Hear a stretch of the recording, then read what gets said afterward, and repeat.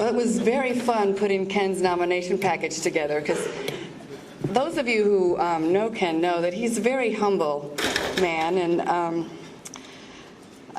so we decided to put his nomination together without his knowledge. And so it was a joint effort from Carol Gibson, his wife, Dale Bennett, Steve Munson, and Greg DeNitto, and I. And then I asked many people for letters of recommendation, and just because I didn't know if everybody would be able to. Well, everybody I asked sent in a really nice letter of recommendation. So it was a pretty easy package to put together, because everybody who's ever worked with Ken, who knows Ken, knows that he is very deserving of this award, except for Ken himself. Anyway, for those of you who don't know Ken, Ken has long been one of the recognized authorities among his peers for his work with western bark beetles. He is a boots-on-the-ground kind of guy, getting up close and personal with forest insects and their habitats, and working tirelessly to test different techniques to manage them. Ken has been the entomologist sought after for collaborative projects. He could accomplish any project on the ground, no matter how difficult the terrain or how complex the project. If anyone has ever worked with Ken in the woods, you know that he just leaves us in the dust all the time. I was just amazed at how fast he can get through a lodgepole pine stand that was killed by mountain pine beetle several years ago, that had all the fallen trees on the ground. I don't know how he did it, but he managed his way through that way faster than anybody I've ever seen.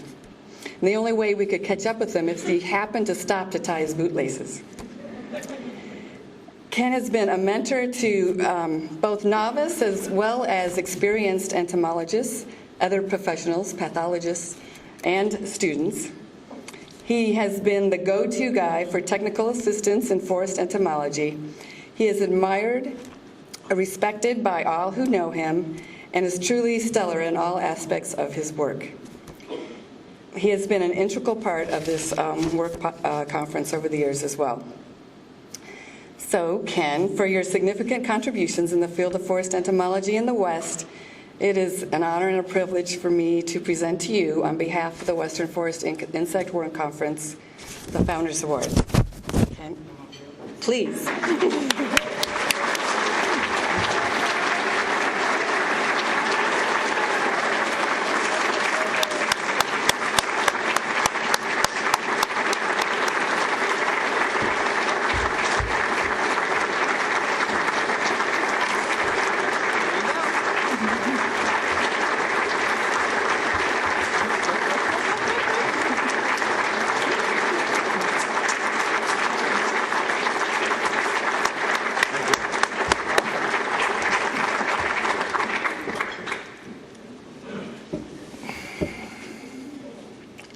I speak in public from time to time, but it's almost always preceded by a prayer. I need one now.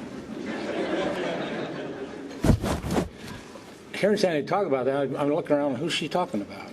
It's kind of like when I grew up and people started calling me Mr. Gibson. I looked around and see who my dad was. I wasn't used to that kind of address. Anyway, I don't know what to say. So I think I'll just go right to my prepared remarks, which are everybody, or well, not everybody, certainly not everybody. A couple of people over the last few days said, I'm looking forward to your address. I said, don't get your hopes built up. It isn't much. But I'm thinking about, I suppose that most of you are familiar with the cartoon character Ziggy. Since about 1970, when I was first introduced to Ziggy, I kind of realized he was my alter ego. And one of Ziggy's favorite quotes that, to me, that's a little premature, but that's okay, it doesn't matter. One of Ziggy's favorite quotes that applies to me is he said, I've always felt like life is a white tie affair, and I showed up in a pair of brown shoes. Well, I got on brown boots tonight. But anyway, I have to start someplace, and I guess the best place, obviously, is with a sincere thank you. Thank you to Sandy for the tremendous effort she's put into for the nomination. I know that was a lot of work, and she had a lot of things to do associated with the conference besides that. But I probably ought to back up even one step beyond that and thank my lovely wife, Carol. Carol, why don't you stand up? Maybe somebody doesn't know Carol.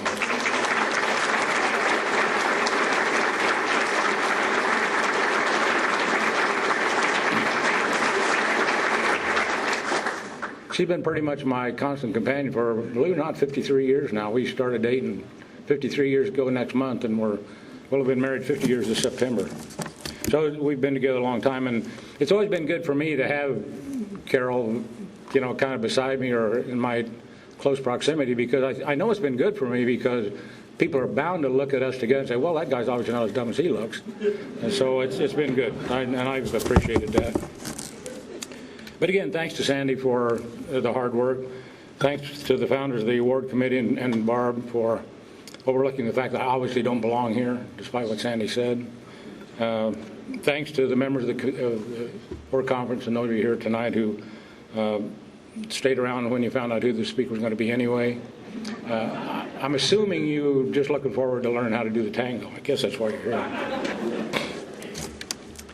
Well, I had the distinct honor of serving on the Founders Award Committee for a number of years. I knew personally, and mostly well, all the former recipients. So I know that they're better than anyone what a stretch it is to have my name included on a list that includes the names, the likes of Mark McGregor, Gene Ammon, Ron Stark, Gary Daterman, Bill Ciesla, John Borden, John Schmid, Les Sapernick, I could go on and on through the list of 19, and it's kind of a stretch to have my name on that list, but I appreciate it, and I'll try to live up to the honor. I think my feelings of inadequacy come from both how well I know myself and how the high regard I have for the Western Forest Insect Work Conference. And that goes back to day one. As coincidence would have it, it was 37 years ago this very week that I started my job in my Forest Service career in Ogden, Utah. I walked into the office that first morning, it was actually March 1st, to learn that my new supervisor, who was Bill Klein, and my new fellow entomologist, who was Larry Stipe, were both gone to something called the Western Forest Insect Work Conference. And of course, I didn't know what that was at that time, but right away I go, well, that must be a big deal. And I found out soon that that was a big deal. They were all doing something I come to learn was pretty important. And I've had a high regard for the conference ever since then. And I've had the good fortune in the subsequent years of attending most of the conferences that have been held since that year in 1976. Actually, my first one wasn't until 1978. But since then, I think I've only missed 4 or 5, maybe half a dozen since that time. And my first one was in 1978 in Durango. And I developed a true respect for the conference and its leadership. I had the good fortune of attending most of those, and like I said, and it's fun to think back on the conferences and some of the goings-on of the conferences, and again, some of the leadership. People such as Rick Johnsey, who was the conference chair. I expect most of you don't know Rick Johnsey. Some of you do, I know. But people like Rick and Paul Buffum and Bill Ives, Dick Schmitz, Ira, Beth, Lorraine, Kathy, Darrell, all the conference chairpersons that we've had since then, many others. And it's interesting to look back and see how the conference has changed, and I think for the better since 1978, the first one I attended. I was told that the conference in 1960, for example, I don't know, was anybody here, Bill, were you perhaps in the conference in 1960, or Jed? I don't suppose. Anyway, the conference in 1960 was held in Ogden, Utah, and I was told by someone who was there, in fact, several people who were there, that it was such a rowdy affair that they were asked never to come back. And to this day, there's never been a Western Forest Insect Work Conference held in Ogden, Utah. We used to have something called the Ethical Practices Award, captured in the early 1980s by Dave Holland in such an outstanding fashion that the conference concluded that no one else could ever compete with that accomplishment, and so they just abandoned the award. And now we do things that I think are a little bit more worthwhile, things like the Memorial Scholarship, the silent auction, and the Founders Award, which admittedly took a little bit of a hit in 2012, but fortunately that luster's been restored with Mike Wagner's election this year, or selection this year. But again, I've always had the highest regard for the Founders Award, established, as Sandy mentioned, or maybe Barb did, in 1991, after the passing of Mark McGregor, who was, in fact, the first recipient. And for those who get into things historical, here's a little bit of trivia relating to the creation of the Founders Award and the and the work conference being held here in Coeur d'Alene. The last time it was held here was in 1990. Sandy talked about that yesterday. But that just happened to be Mark's last work conference. He died the following month in April, just north of here, working with Jed, with Dave Beckman, and with Sandy. And so, again, and Barb alluded to that too, the very next year, Mark was elected the very first Founders Award recipient. For those who don't know Mark, and I recognize that with the passage of time, that is a rapidly increasing number, he was definitely one of a kind. I'll talk more about Mark in a little bit, but it is probably safe to say that he had as much or more influence on my career as anyone. He was quite a guy, and all in all, it's probably a really good thing there was only one Mark McGregor. If I had time, or you had the patience, it would be enlightening to say a little bit about all the other 19 or so previous Founders Award recipients. As I mentioned earlier, I knew them all, and I worked closely with many of them, at least for a brief period of time, or on a project or two. But I suppose that's not my charge here this evening. Still, your time would be better spent if I did that than try to impress you with my goings-on for the last half century. That'll get to be pretty boring in a hurry, and so I'm not going to do that to any great extent. At any rate, let me back up one more time and thank Sandy for her efforts, not only for the Founders Award nomination, but for the conference. And while I'm doing that, let me just thank everybody that involved with the conference, putting on this conference. It's been a great conference. I know the Missoula field office, the Coeur d'Alene field office, IDL in the state of Idaho, Montana DNRC have had great roles in that, and I really appreciate it. And I think all of us surely do appreciate what's all gone on for the last couple of days. And if you never hosted a conference, I'm sure you don't realize, although many of you probably have, but some of you younger folks may not have had that opportunity yet. A lot of work goes into hosting a conference, and so these folks in Idaho, particularly Coeur d'Alene, Sandy and her group, deserve a great round of, in fact, maybe we ought to just do that now. Thank them for their effort.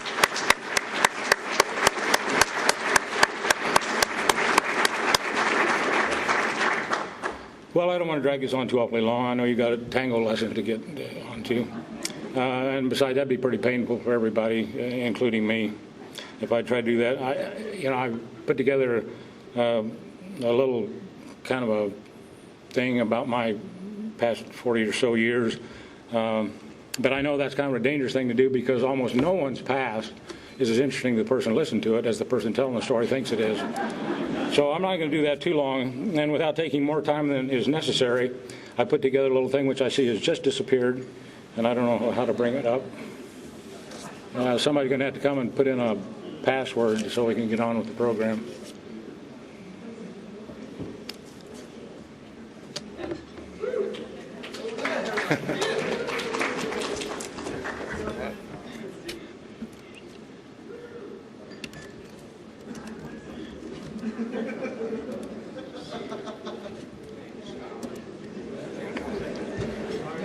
Ain't technology grand?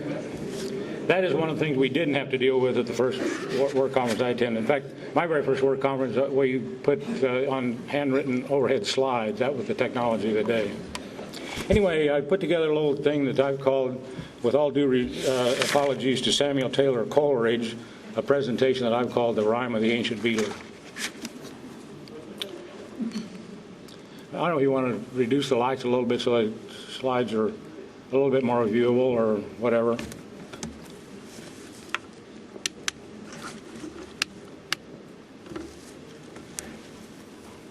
The journey began in Missouri, and now I can't go back. Too long in the western mountains, too much the flatlands lack. I married my bride right out of high school. We're way too young, we were told. Don't be so impatient, is what they all said, but the choice was as good as gold. It's been a half century, a long time now. No question I'm an unfortunate old pup. Proof of the bennies of taking a chance, even more of marrying up.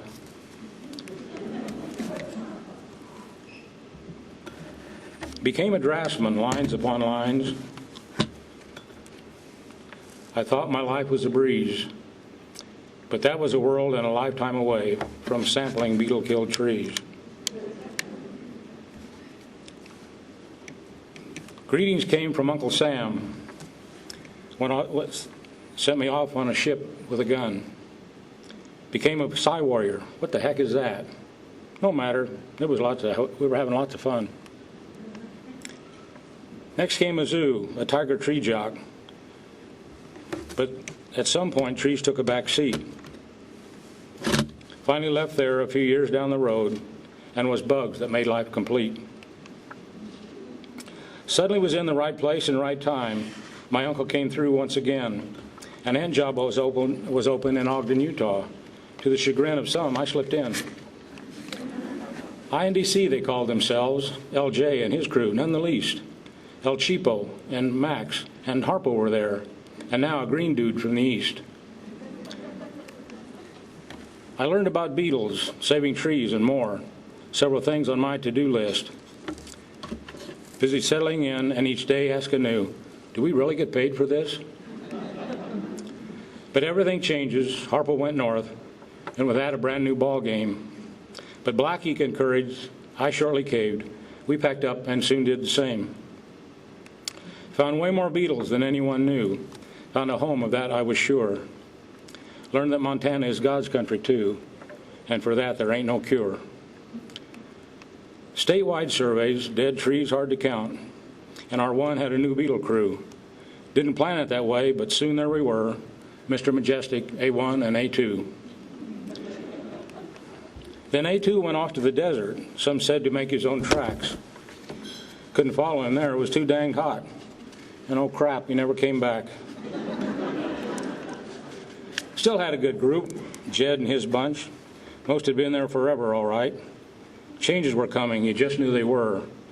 But the bark was worse than the bite. Had budworm to kill, we did that and more. Forest plans were then all the rage. Within a year, the nozzles dried up, and a bunch of new acts took the stage. Pheromones were new a few decades ago, and some of them worked pretty well. Will they ever be proven and work all the time? Likely not, but sometimes they're swell. But we kept on testing. What else could we learn? Seemed the results were different each time. Just when we thought the silver bullet was ours, we'd find some weren't worth a dime. While we were all changing, the agency did too, but it's still one in which we take pride. Used to pay our own way, not so much anymore, but I'd still recommend the ride. The years rolled on, we got lots of work done, but even now that's starting to fade. The thing that made all that work so much fun were the people and the friendships we made. Can't list them all, don't have that much time, but some must be named to be true. Their lives, part of mine, all neatly entwined. Without them, I'd have never pulled through. Bosses were cool, really only had two, Jed and Greg, for 30-plus years. They made the job the reward that it was, pretty much like some of our peers.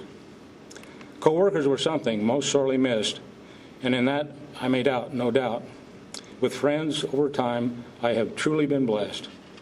What made memories I can't live without. What can one say about McGregor? Talk about breaking the mold. In affecting us all, he wore out his life and moved on long before he got old. El Cheapo was there for most of the time, and for me, a miracle God sent. He, more than any, kept my computer online, and he was still an incredible ant. Dale and I did the best that we could to keep up with Mark and his stats. Damn the torpedoes, full speed ahead. Oh yeah, and don't forget your hard hats. Dale and Lane and kids by then didn't stay nearly long enough.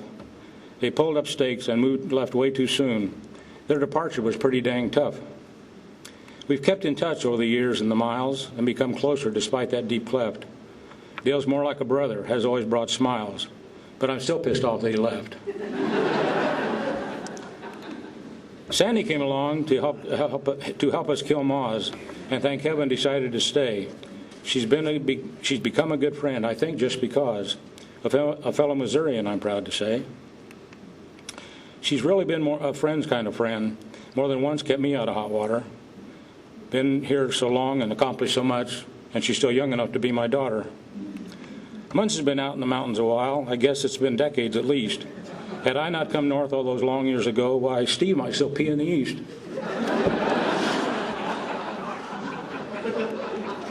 Iro's been around all over the West. but she hails from the Treasure State. Why she left is anyone's guess, but if she hadn't, can't guess at my fate. Brighton is one of the new kids in town, been around a decade or so. I could see keeping up was going to be tough. By then, I was so dang slow. We worked with States and all of those folks, all dedicated servants for sure.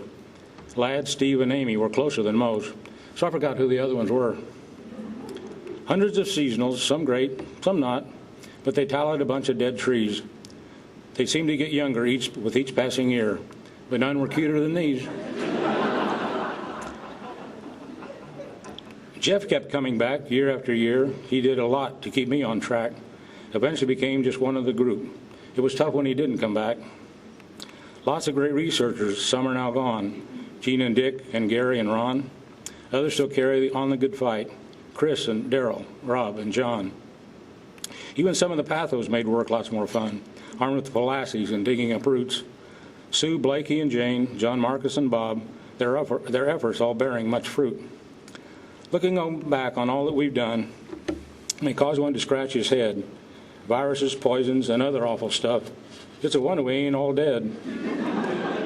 But we tricked bugs using pheromones and such.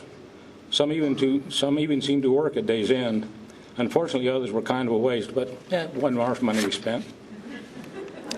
Verbanone works. Oh, no, it don't. Will we ever settle this thing?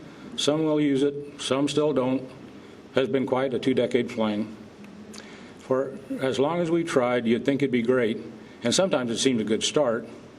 After all these years, we're still not sure. Could it be we're just not that smart? We had fires and more fires. Global warming to blame? That thought scares some folks to death. An interesting discussion. Someday we may know, perhaps, but don't hold your breath. Forest plans came and went over the years. It was a challenge to try something new. Some welcomed our help, at least it seemed at the time. For others, don't call us, we'll call you. Bark beetles were tops, just the way that it was. Needle chewers just couldn't keep up. Beetles kill things, folks have to take note. And besides, they're such cute little pups. Doug fir engravers, spruce and pole beetles, and more to seal a tree's fate. Look around, we're badly outnumbered. We should surrender before it's too late. But mountain pine beetles, they were the king, could quite a bit unlike all the others. They're not passive at all, they just go do their thing, and that's being deadly little mothers. Now right at the end, one more fling with DNRC and those kids. I'll do the hard, fun things, Amy handles the rest. She's really good at greasing the skids. Spent 20 years as a sheriff's reserve was something we did just for fun. There are lots of ways to conduct a patrol, but believe me, this ain't a good one. Having lived all this time in God's country, sometimes we take it for granted. A lot of it's changed, no question about that, but some's like the free trappers found it. One is the Bob, a wilderness dream with its trails, its peaks, and its falls. You should try to see it on 2 feet, not 4, and repent if you ain't stood on the wall. Reflecting back how times have changed, and yet it all went so fast. I should have enjoyed the present more. Too soon it all became past. You know, when I was a kid, to be an ant, all you had to know was bugs, which were beetles and which were moths, and how to tell them from slugs. But that wasn't near enough towards the end. Became models, hard drives and such. If it was something other than a computer bug, it didn't matter all that much. It was no big deal if trees got killed. They were going to die someday, you know. Those freaky toads from Friends of the Earth said it was all just part of the show. Guess it's good I'm just about done. I really ain't with it these days. All I know has 6 legs and 4 wings. Now it's black box magic that pays. I'll soon go the way of all the world. Good grief, how the time does fly. Too late it seems I finally learned that bite is spelled with a Y. I should have been here a century ago. Today I'm an old has-been. No matter, though, the past has been great, and tomorrow I wouldn't fit in.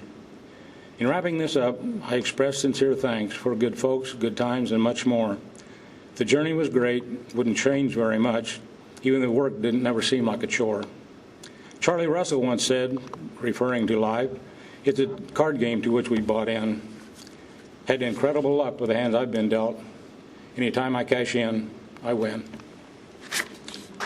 Well,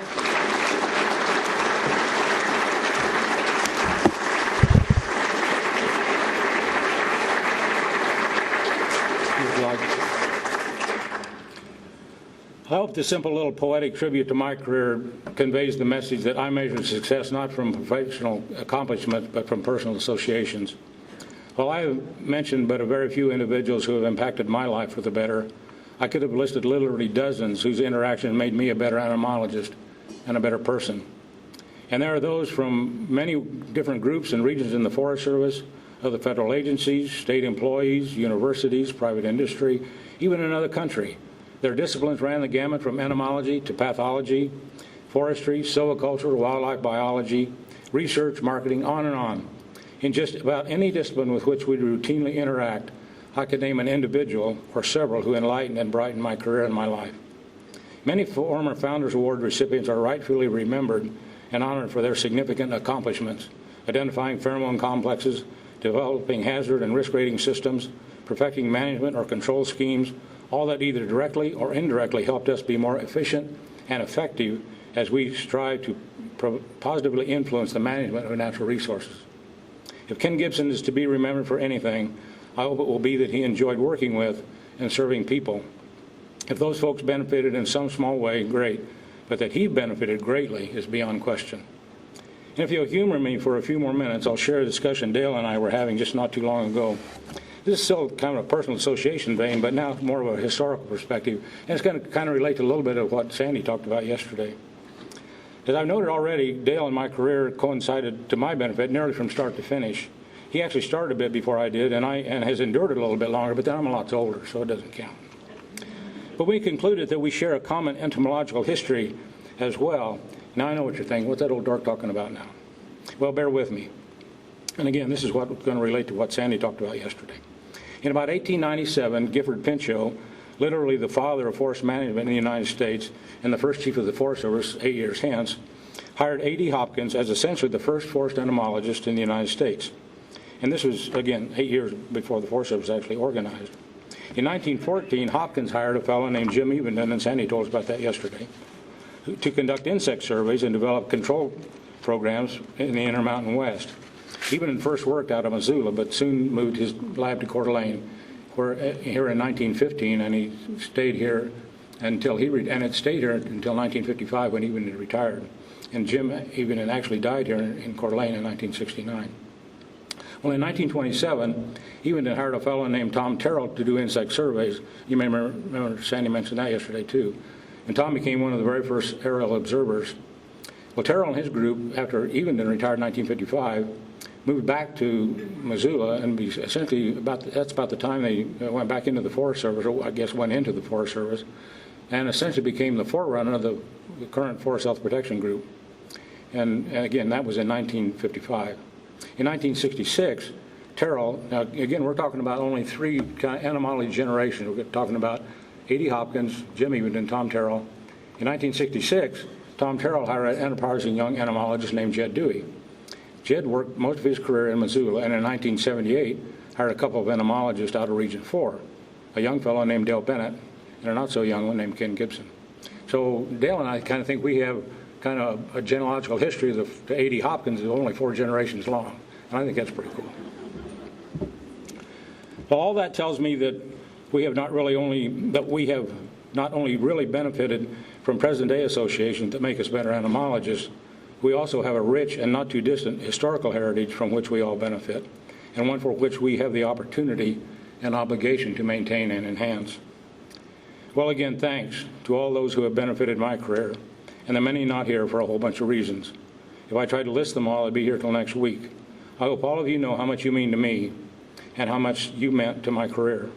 If I could leave any words of encouragement, it would be to continue fostering positive associations with your coworkers and the publics most of us serve. Those friendships and impressions will one day mean the most to you, long after still young stands of lodgepole pine have nurtured innumerable generations of mountain pine beetles. Thanks.